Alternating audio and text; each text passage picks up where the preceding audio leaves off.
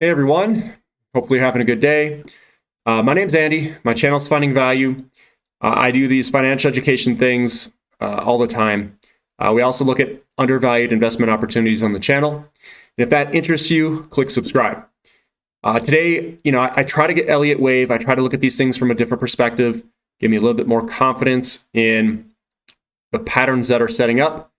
And this one, I'm just looking at the big long-term picture. I maybe did this once before. I'm looking at it again, trying to get better at using Elliott Wave on the big long-term perspective. So let's jump in. Let's see what I've got for Elliott Wave. So this is Elliott Wave theory. That's what we're going to look at. I am definitely not an expert in this, but it can give us a better outlook of what the herd is doing. And this Elliott Wave is just looking at kind of how humans interact with each other, and they create these chart patterns.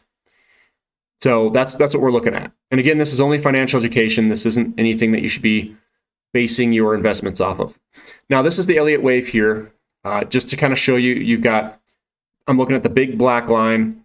You've got the first wave, the third wave, and the fifth wave is what this is called. And then you have an A, B, C correction. Within each of these waves, you get this pronounced wave like this, and then you get a pullback wave like that. That's what these are all signaling within the bigger wave. So that is the Elliott Wave. And I'm going to go through a couple very large Elliott waves. Some pros kind of did some of these, and I did some myself. I am new to this. I'm not a pro.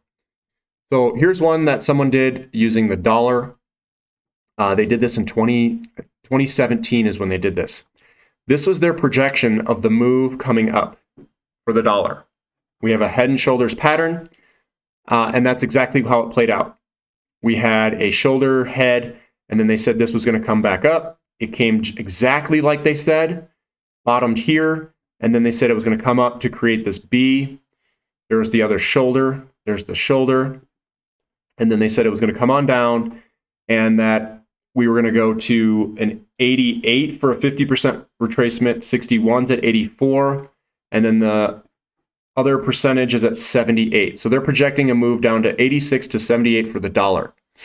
Right now, if you look at this, we're at 90. So we're going to move lower, most likely, based off of the projections of some Elliott Wave guys who do this stuff quite more frequently than I do. With a weakening dollar, that is a huge tailwind to our commodity investments. And with a weaker dollar, you're probably going to see pressures on interest rates to move higher. And I always talk about the rotation of money. So we're going to see other sectors come under pressure and want to sell off. And that's exactly what we're seeing in a company like Apple. So when I put in, you could say that this was a first wave, a third wave, and then the fifth wave move. That's what this move is. And you're going to see a pullback. I think we're at up, down, and I think we're right here where the red circle is, and we're ready to break this pattern right here, and you've got a long way to go down if we're in this ABC correction. And looking at these companies, a lot of them look like they're going to pull back in the technology sector. So looking at Elliott Wave, I think Elliott Wave shows us that it's probably going to pull back here. And with higher interest rates and looking at history, that's exactly what happens, is technology companies pull back when interest rates go higher, their PE multiples contract, and we see a good sell-off. Here's Bitcoin. This is my expectation of Bitcoin. You could say that this is the first wave. You could even say that this is the first. Well, this could be the first wave here. That's this guy here. You get a pullback like this, one up and pullback. First wave, third wave. There's a first, a third, and a fifth in there. That gets you all the way to the top. That's wave number 3. I think we're going to pull back in this manner here, pull back in this manner here. We'll bottom somewhere. I don't have the exact price. It could be 20,000, 10,000. It could be anywhere in there. And then I think we're going to move higher after that, putting in a fifth wave. So that's kind of what to expect for Bitcoin. If you guys are interested in Bitcoin, and then you better get out because you're going to see a big old correction, an ABC correction, which could, if Bitcoin is a bubble, it could end Bitcoin after this, or if Bitcoin is viewed as an asset and a store of value, then it would be a pullback and an eventual continuation higher. Depends what people view it. Here's SM Energy, just to show you SM, kind of where we're at. I think this is a first wave, a pullback, the third wave, pullback, and then I think we're putting in a fifth wave. So that's where we're at on that. And I think we're probably like right here. So we kind of pulled up, pause, and then we're going to see a big third wave higher. So we're right here, is my guess. And then we have these. We also have these grand super cycles. That's what they call it. And the grand super cycle is basically you got that same pattern: 1, 2, 3, 4, 5, and then you have a big 1, a big 2, a big 3, a big 4, and then a big 5. That's a big grand super cycle. So you have 3 of these cycles in the grand super cycle. So let's look at this and compare it to some of the commodities that we like. Here's platinum. This is the grand super cycle on the right. I put in all of the numbers here on where I think we might be. You've got the 1, 2. Here's the 1, 2 of the grand super cycle. So the first wave is this entire wave here, the big one.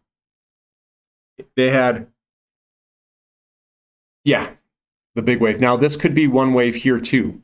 So it could be 1, 2, where this is 2, 4, and then we're putting in this last cycle up here. So it's either where red lines, the red circle's here, or it's right here. That we came down right at the bottom there. So it's one of these cycles there.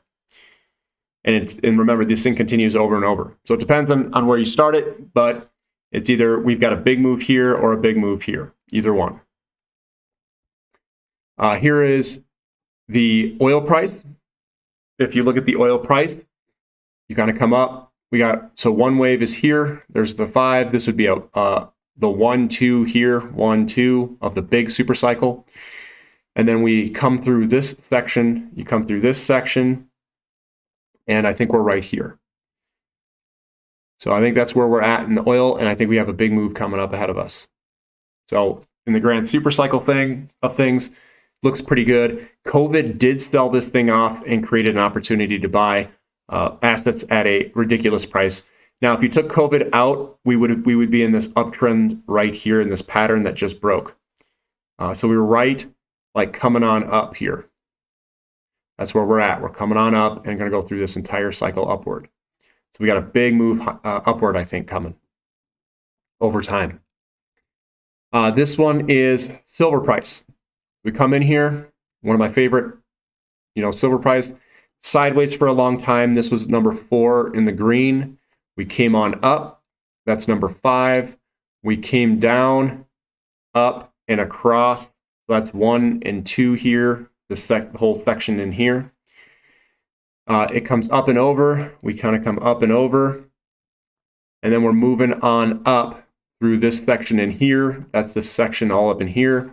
We come all the way up to 3. We pull back 4. So the bottom of 4 is 4. Then we're coming on up, and I think we're right where this arrow is, somewhere in this range right in here. And we've got a big move coming ahead of us. So we're just underneath the top here, probably somewhere in here. And we've got a big move coming. So that's if this charts out like this, we're probably right in this section in here. And it's about to move substantially higher. So that's me doing Elliott wave. Again, I'm a total novice in this stuff. I just learned it like some months ago. And I'm trying to fit this stuff up, looking to see the big picture. The better big picture view that you have, the more likely you are to invest in the correct areas, in the correct sectors, and the ability to hold on. From looking at this gives me some confidence that I think we're in a big move is about to come.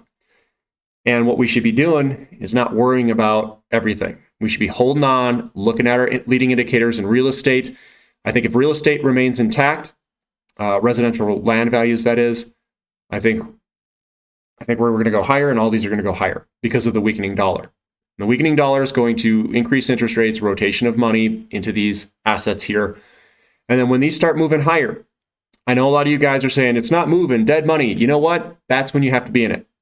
You're in it before everyone else. The market conditions say that we should be looking at these sectors. These sectors are undervalued, and that when the flood of money comes in, everyone's going to hit the FOMO button and try to get in all at the same time when the prices are going vertical. I'm in it before that happens. I am a leader. I'm not a lagger. And I'm going to catch the entire cycle, the entire move. This is going to be a big move. So I'm in there. I'm locked and ready for all these commodities. I do think silver and platinum are very good opportunities for physical precious metals. I own a lot of them. I do own a little bit of gold. That is basically what backs currencies. That's money. That's real money. And then oil, I think, is an incredible opportunity. Uranium's a good opportunity. I think all these sectors in the commodity area are gonna do very well. If you guys like this content, give me a thumbs up. If you guys have any questions, please leave it in the comment section. And thank you for listening. This is Finding Value.